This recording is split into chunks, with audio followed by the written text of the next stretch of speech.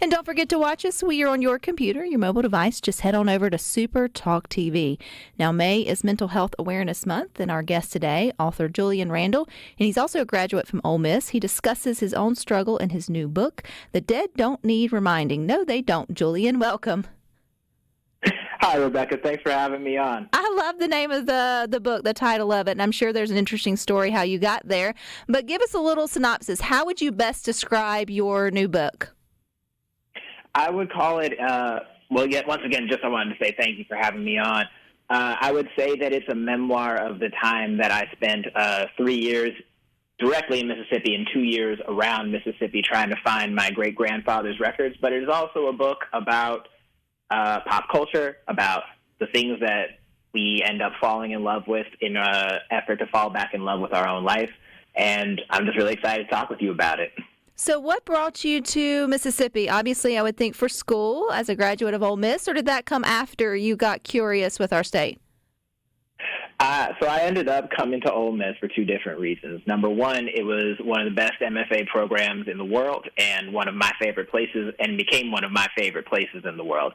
Alongside that, back during the Great Migration, my great-grandfather, Albert Edward Leland, lived down in Greenville, Mississippi, and he was the father of my grandmother. And then one day, he ended up getting run out of that very same town. So I ended up getting really interested in just kind of this ancestral journey, right? And so I think that the book, in a lot of ways, is a journey from Oxford to Greenville. The first essay is Oxford, final essay is Greenville. And across those 18 essays, 135 miles, 5 years, who I became along the way, trying to find his story again.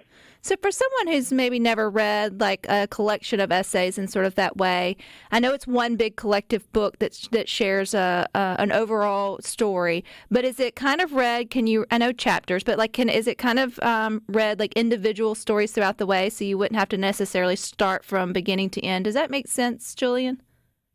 It absolutely does. Yeah, no, I was telling my mother, she said, Julian, what do you mean by it's a braided collection of nonfiction? How do I read it? Do I have to read it from left to right? You do not have to read it from left to right.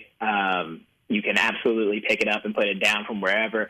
There are essays in there about Kanye West, about T-Pain, about Spider-Man, and each of these are different little aspects and stories, vignettes, if you will, from my life. So I've been just really grateful for how folks have received the book in that way.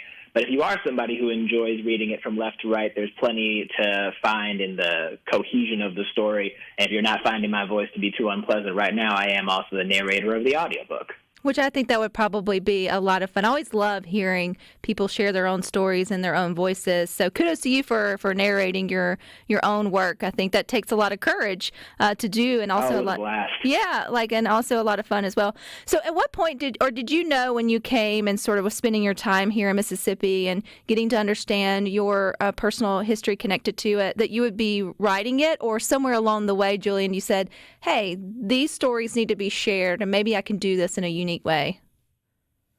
You know, it ended up, originally I was out there because my training is as a poet. I was a slam poet, and then a little bit after that I started working more with the page, and I wanted to have a little more attention with actual experts and professionals, and I found that in one of our state's favorite sons, Kiese Lehman, with Dr. Derek Harrell, with Amy Nizuka-Matado, and just some of the best educators in the world. Happened to also work at the University of Mississippi during that time period. It was a really irreplaceable period of just like profound genius, right? All up in that one space. And then along the way, I was working on my thesis because, like I said, my training is as a poet. My MFA is in poetry. Kiese was the one who asked me, have you ever tried writing essays? And I said, I'm not necessarily certain that I can maintain what I want to do at a writing level for that long. And he said, well, why don't you just give it a try? And so I tried one, and then I tried another, and got a little bit hooked, and here we are. Here we go. Oh, I love that though. But it's also a journey that you even probably went on as a writer and an author yourself to sort of then be able to put that out there for people to be able to enjoy and consume. But also, this was very personal for you.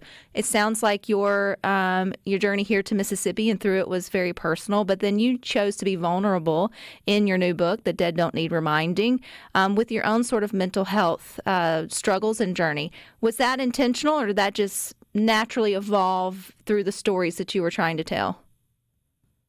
I think that's a great question, Rebecca. I think it's a little bit of both. Yeah, I would say that it's a little bit of both. I think that I was very grateful to live in a family that values honesty very highly. And so it begs the question of what have we not necessarily had an opportunity to know how to be honest with each other about? How do we find the language for those periods and days where you're just so anxious that you can't necessarily get out of bed, or you're feeling just a little bit down? And I think that that's a lot of where the pop culture element of it comes in as well. You can't save your life without the things that are worth saving life for, right? So in writing about, hey, I'm coming off of this really dark period in my life. I'm coming into Mississippi, coming off of the worst year of my life.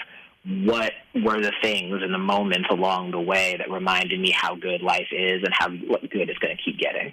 How cathartic was it for you writing "The Dead Don't Need Reminding," Julian? Once it was over, it was very cathartic. During the period of time in which I was writing it, I was didn't know up from down some days. I feel like a lot of creatives feel that way when they're in the thick of it, right? Like it's this weird pull. Oh, absolutely. Yeah. Oh, absolutely. Unfortunately, I wouldn't have it any other way.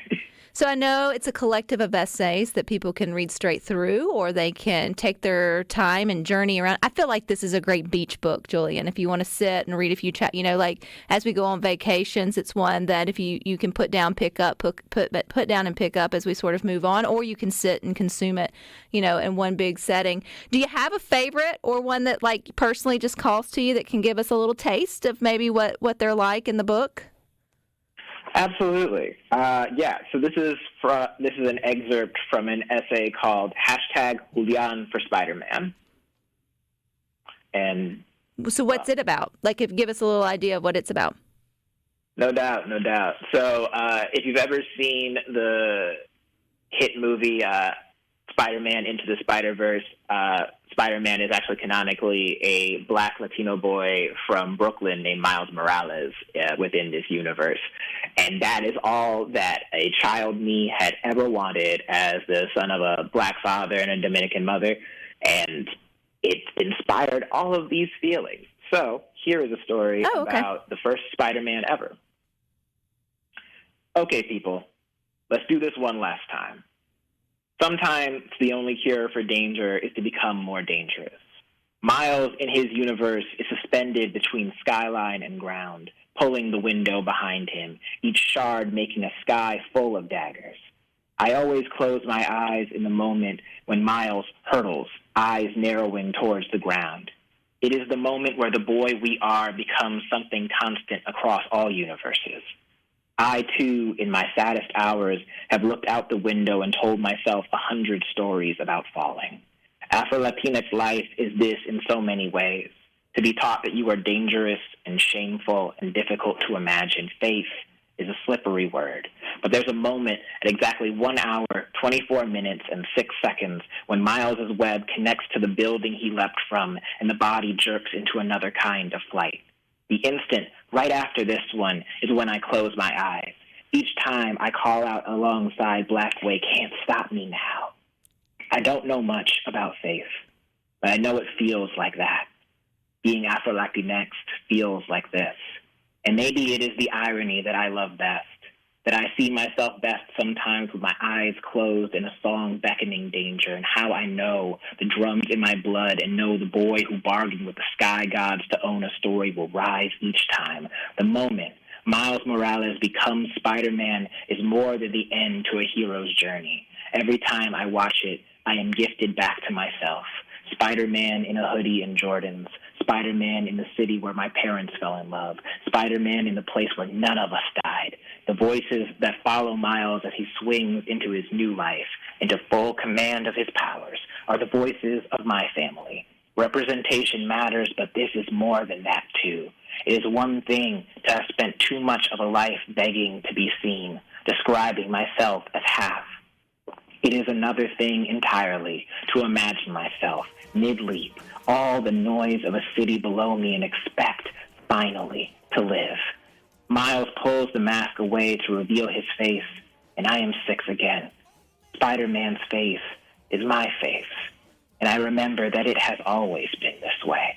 Julian, I'm going to have to quit you there, but I'm going to have to say people need to get the narrated version of that. You are phenomenal at reading your own work. Where can people pick up The Dead Don't Need Reminding or order it through the audiobook? So you can absolutely pick up The Dead Don't Need Reminding anywhere that books are sold. I have left several signed copies both at Lemuria Books and Square Books within our beloved state. And also bookshop.org is a wonderful place to pick up books. And yeah, anywhere that you can pick up audiobooks, you can find this book. You can find my voice. Well, I appreciate your time. You're always welcome back on Good Things. Keep writing. And you guys stick with us. We got more for you coming up next.